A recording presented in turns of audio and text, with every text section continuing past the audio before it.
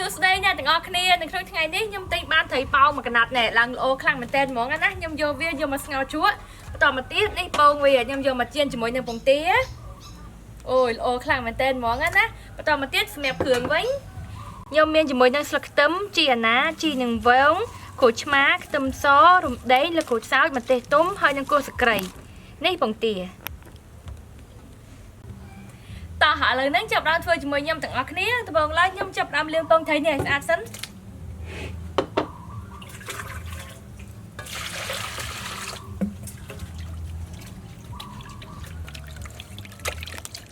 អូយល្អខ្លាំងមែនតើហ្មងណា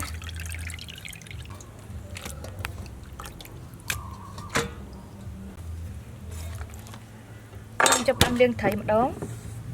ដាក់អំបិលចូល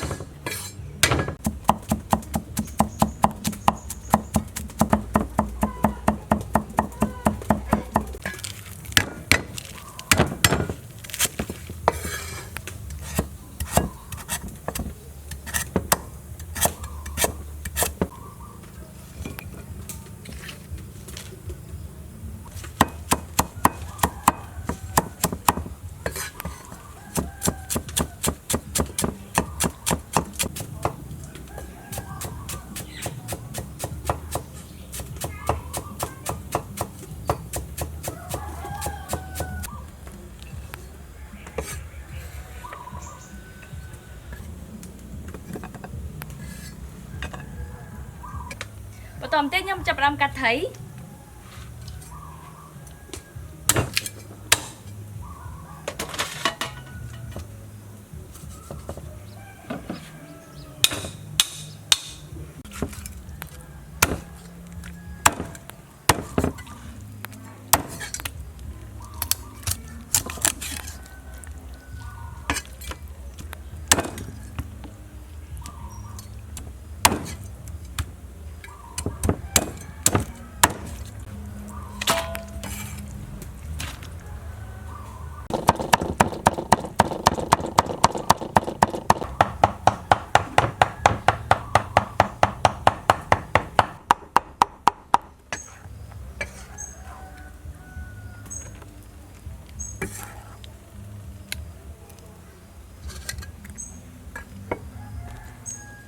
ដាក់ពងទាចូល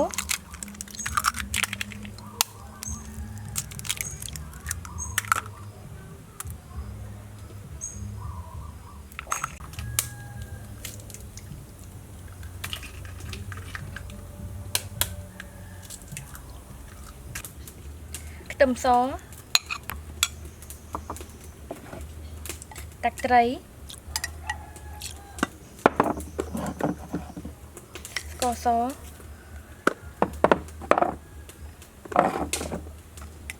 សៅស៊ុបម្រេច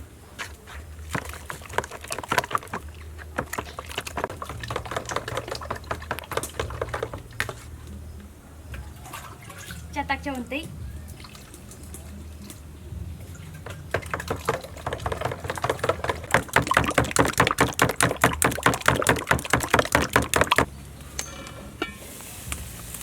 របស់យើងបានពុះហើយឥឡូវនេះខ្ញុំចាប់ដាក់ស្ងោរត្រីព្រោះឡើយខ្ញុំដាក់គ្រឿងរបស់យើងចូល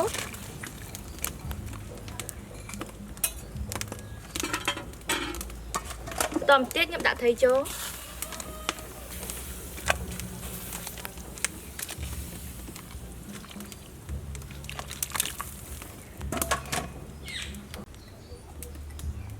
ដាក់អំបិលចូល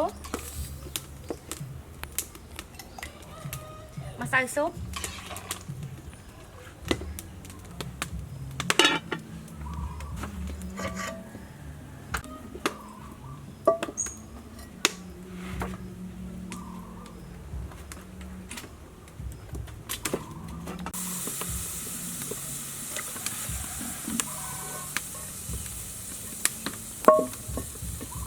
ឥឡូវនេះខ្ញុំចាប់ដាក់ជៀនពងត្រីរបស់យើង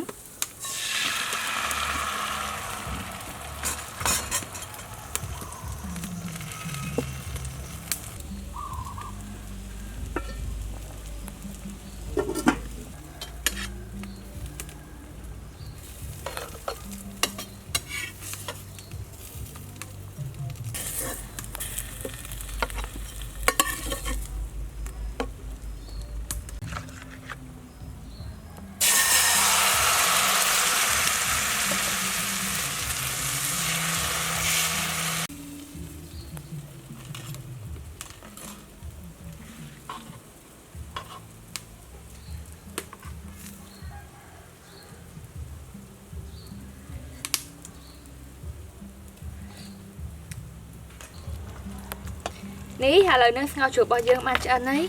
អូយក្លិននឹងឈ្ងុយមកហ្មងណា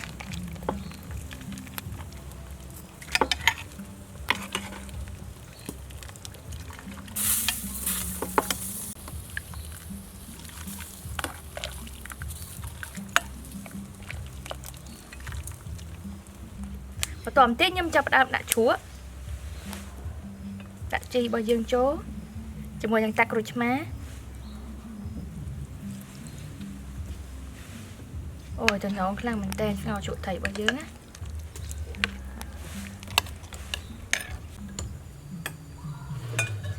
នេះឥឡូវនឹងសម្លទាំងពីរមុខរបស់យើងបានឆ្អិនហើយតើចាប់ផ្ដើមញ៉ាំជាមួយខ្ញុំទាំងអស់គ្នាអូយឡើងតំណងខ្លាំងមែនតើហ្មងណាអូយនេះត្រីរបស់យើងតំណងខ្លាំងមែនតើហ្មងណាដាក់ទឹកត្រីបន្តិចមក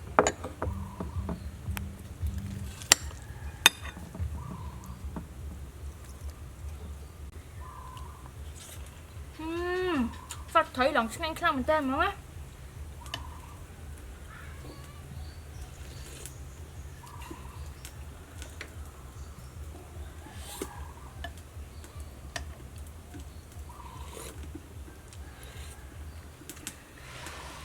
អូយពងត្រីជៀនពងទាយើងវិញណាក៏តំណងដែរ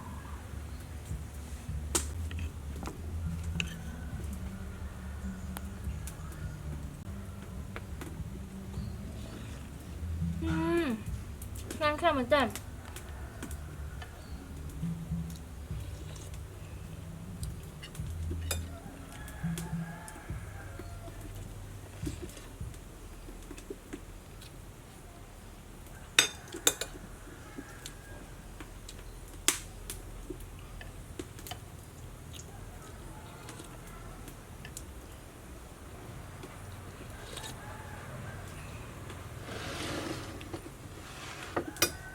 អរគុណអ្នកទាំងអស់គ្នាចំពោះការតាមដានទស្សនាវីដេអូរបស់ខ្ញុំបាយ